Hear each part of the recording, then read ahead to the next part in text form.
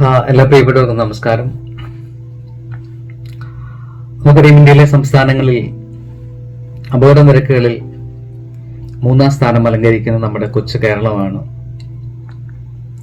കഴിഞ്ഞ ദിവസം പാലക്കാട്ട് നടന്ന അപകടവും അതുപോലെ ആലപ്പുഴയിൽ നടന്ന അപകടവും എത്രയോ ജീവനുകളാണ് നമ്മുടെ റോഡുകളിൽ പൊലിഞ്ഞു പോയത്. എത്രയോ ജീവനുകളുടെ സ്വപ്നമാണ് നഷ്ടപ്പെട്ടു പോയത്. നമുക്കറിയാം, ഓരോ അപകടം നടക്കുമ്പോഴും മീഡിയകൾ വളരെ സെൻസേഷണൽ ന്യൂസായിട്ട് അതെടുത്ത് കാണിക്കുകയും ജനപ്രതിനിധികളോട് സംസാരിക്കുകയും ഒക്കെ അതെന്താണ് നടന്നതെന്ന് ഞങ്ങൾ അന്വേഷിക്കും, നടപടിയെടുക്കും എന്നൊക്കെ പറഞ്ഞിട്ട് പോകാറുണ്ട്. അങ്ങനെ ഓരോ അപകടവും ഇങ്ങനെ തുടർ കഥകളായി മാറിക്കൊണ്ടിരിക്കുന്നു. എത്രയോ ജീവനുകൾ, സത്യത്തിൽ നമ്മുടെയൊക്കെ പ്രിയപ്പെട്ടവർ അല്ലെങ്കിൽ ഒരു കുടുംബത്തിന്റെ അത്താണിയാകേണ്ടവർ റോഡുകളിൽ പൊലിച്ചു പോകുമ്പോൾ പലപ്പോഴും നമ്മൾ സോഷ്യൽ മീഡിയയിൽ കൂടെയൊക്കെയാണ് അവരുടെ ചിത്രങ്ങൾ കാണാറുള്ളത്. പെട്ടെന്ന് നമ്മൾ പലപ്പോഴും ഞെട്ടിപ്പോകാറുണ്ട്. ഈ പാലക്കാട് നടന്ന സംഭവം, ഓപ്പോസിറ്റ് വന്ന വാഹനം ഓവർ സ്പീഡാണെന്ന് പറയപ്പെട്ടു. അതുപോലെ തന്നെ ആലപ്പുഴ നടന്ന ആ വാഹനവും ഓവർ സ്പീഡായിരുന്നു, ഓടിച്ചുകൊണ്ടിരുന്ന വാഹനം ഓവർ സ്പീഡാണെന്ന് പറയപ്പെട്ടു.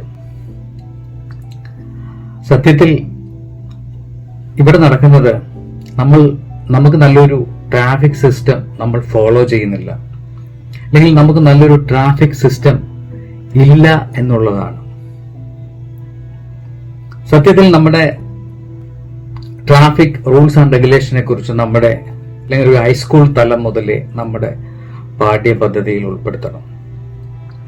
എങ്ങനെയാണ് ഒരു പൗരൻ അല്ലെങ്കിൽ ഒരു റോഡിൽ പാലിക്കേണ്ട നിയമങ്ങൾ, ഈ കാര്യങ്ങളെ കുറിച്ചുള്ള ഒരു നല്ല ബോധം ചെറുപ്പം മുതലേ നമ്മൾ എന്ത് ചെയ്യണം, പഠിച്ചു വളരണം, അല്ലെങ്കിൽ നമ്മുടെ പാഠ്യ വിഷയമാക്കി മാറ്റണം.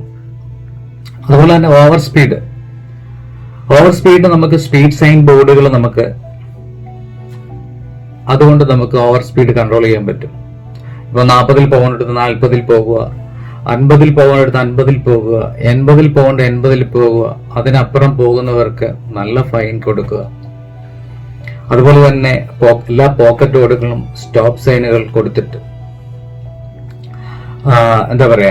അങ്ങനെ നമുക്ക് ഓവർ സ്പീഡ് കൺട്രോൾ ചെയ്യാൻ പറ്റും. ഓവർ സ്പീഡ് കൺട്രോൾ ചെയ്താൽ തന്നെ ഒരു 60% എങ്കിലും നമുക്ക് അപകട മരണങ്ങൾ കുറയ്ക്കാൻ പറ്റും. അതുപോലെ തന്നെ മദ്യപിച്ചുകൊണ്ട് വാഹനം ഓടിക്കൽ, അല്ലെങ്കിൽ ഡ്രഗ്സ് യൂസ് ചെയ്തുകൊണ്ട് വാഹനം ഓടിക്കൽ, നല്ല കർക്കശമായ അല്ലെങ്കിൽ കർശനമായ നിയമങ്ങൾ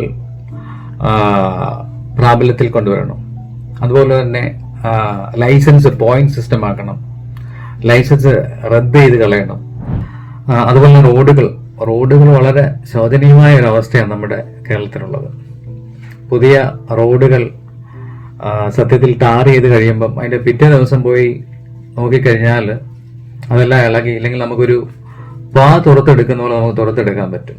ഇപ്പം 10 BP ടാർ ഉപയോഗിക്കേണ്ടടുത്ത് 5 BP ഉപയോഗിച്ച് ബാക്കിയുള്ളത് കമ്മീഷനായി പോകുന്ന അവസ്ഥ. പിന്നെ ഉള്ള പുതിയ റോഡുകൾ ടാറിട്ട് കഴിഞ്ഞാൽ അതിന്റെ പിറ്റേ ദിവസം വന്നിട്ട് കുഴിച്ചിട്ട് കുളമാക്കുന്ന അവസ്ഥ. ഇതൊക്കെയാണ് നമ്മുടെ കേരളത്തിൽ നടന്നുകൊണ്ടിരിക്കുന്നത്. പിന്നെ ഏറ്റവും ഒരു സംഭവം എന്ന് പറഞ്ഞാൽ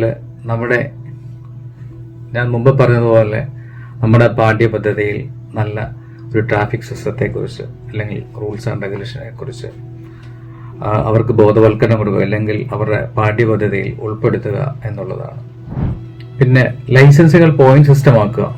ഇപ്പം മദ്യപിച്ച് വാഹനം ഓടിക്കുന്നവർ അല്ലെങ്കിൽ ഡ്രഗ്സ് യൂസ് ചെയ്ത് വാഹനം ഓടിക്കുന്നവരുടെ പോയിന്റ്സ് കുറയ്ക്കുക. അതുപോലെ തന്നെ ലൈസൻസ് റദ്ദ് ചെയ്ത് കളയുക. ഇങ്ങനെയുള്ള കർശനമായ നിയമങ്ങൾ പാലിക്കപ്പെട്ടാൽ തീർച്ചയായിട്ടും നമ്മുടെ അപകട തിരക്ക് കുറയ്ക്കാൻ പറ്റും. ആദ്യം ഞാൻ പറഞ്ഞതുപോലെ തന്നെ നമ്മുടെ ഒരു ട്രാഫിക് സിസ്റ്റത്തെ കുറിച്ച് അല്ലെങ്കിൽ റൂൾസ് ആൻഡ് റെഗുലേഷനെ കുറിച്ച് നമ്മുടെ പാഠ്യ പദ്ധതിയിൽ ഉൾപ്പെടുത്തണം. അങ്ങനെ ഭാവിയിൽ നല്ലൊരു ട്രാഫിക് സിസ്റ്റം ഫോളോ ചെയ്ത് നമ്മുടെ അപകടങ്ങളെ കുറയ്ക്കുവാൻ തരത്തിലുള്ള ഒരു ജനതയായി നമ്മൾ മാറട്ടെ എന്ന് പറഞ്ഞുകൊണ്ട് എല്ലാവർക്കും നന്ദി, നമസ്കാരം.